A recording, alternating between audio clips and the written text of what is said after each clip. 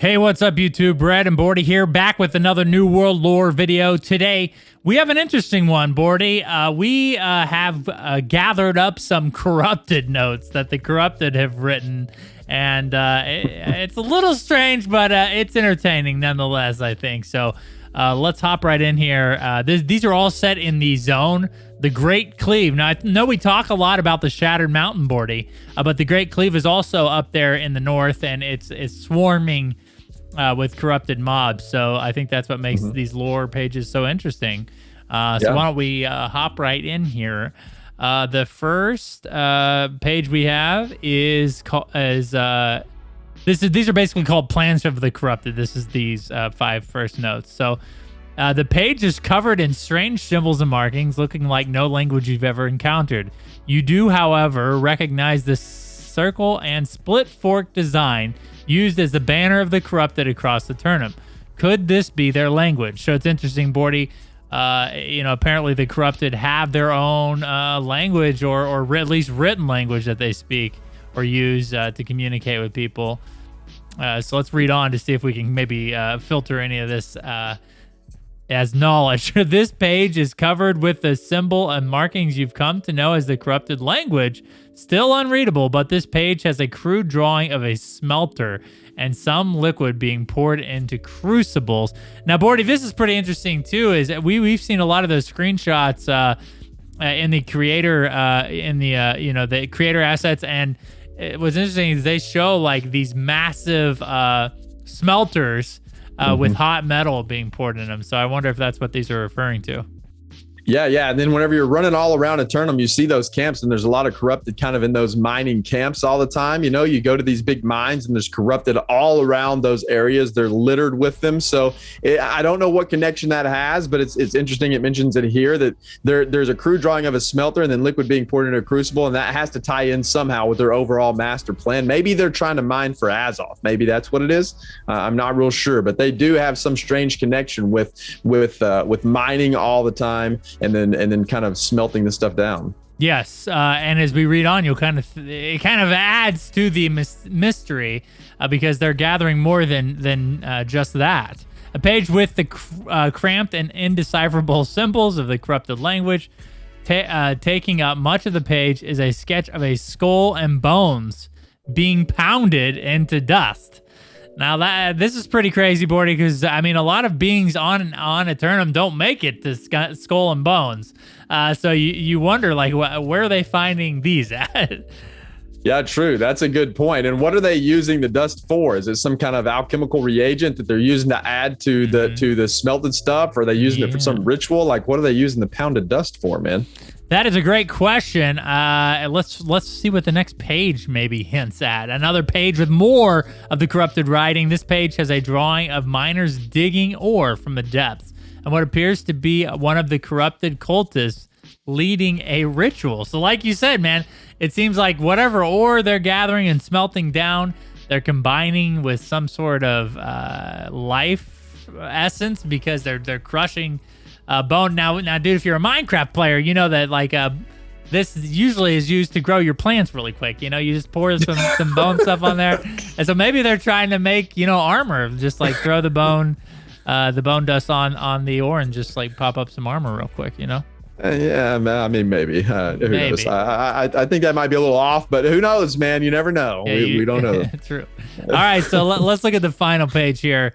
So yet another page written by the corrupted. Alongside the page are images of trees being cut down and dragged away for some unknown purpose. So that's the final page of these plans of the corrupted. So they don't tell us a lot, obviously. I don't know if we'll ever encounter someone on Aeternum that speaks this corrupted language or has some knowledge on how, what language they use to communicate. But it seems like they have plans in the Great Cleave.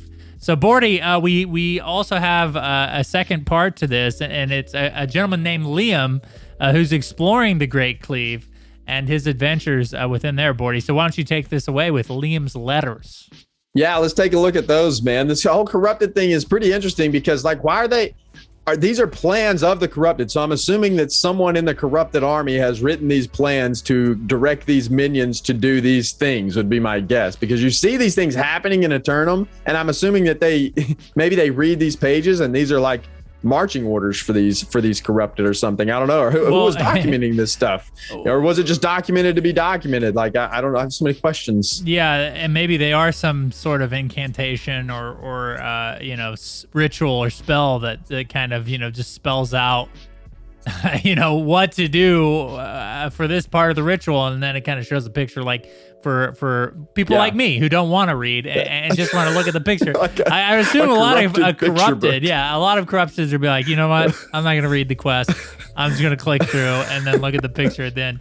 And that's what they're doing, man. So here's what's interesting too, man, because the Great Cleave, if in the preview event we ventured up there, and there is like a ton of like corrupted, shieldsmen, corrupted canines, farmers and miners. Like they're just all over the area. So as we read Liam's letters, we might find out what they're doing up there.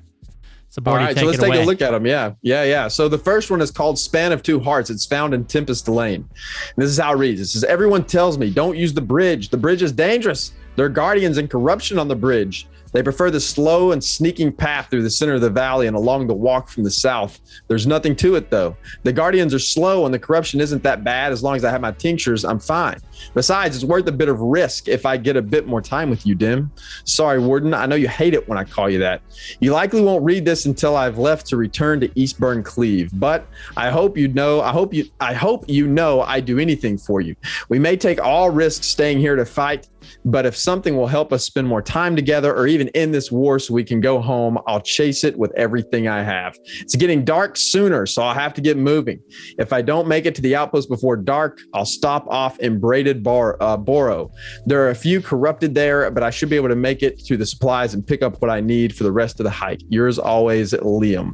All right, man. So let's check out the next letter here read. It's called A Bridge Too Far. This is found in Braided Borough, and this is written it's written to Dim. So it says, Dim, something went wrong. Same path as usual. Guardians were easy to avoid, but the far end of the bridge was covered in that corrupted mess. I took my tincture like always, then ran in. This time it hit me like a punch. The usual tincture wasn't working. Maybe I made it wrong, or something was wrong with the berries I was using. Either way, I was too slow. A few of the corrupted noticed me and I was able to fight them off, but one of those spikes struck me in the leg. I made it into the trees before I fell, and that spike did something. The wound is black, and it feels like ice is crawling up my leg. That tincture was supposed to keep this from happening.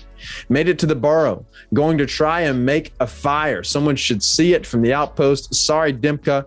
Wanted to get to you faster. I need to rest.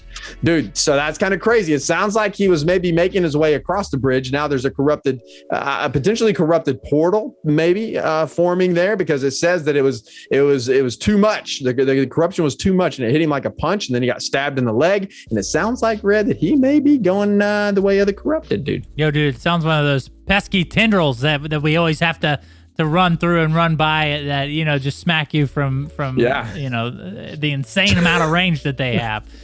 So across the map. Yeah, exactly. So things aren't going well. If you feel like your leg is turning ice cold, I think there is a problem.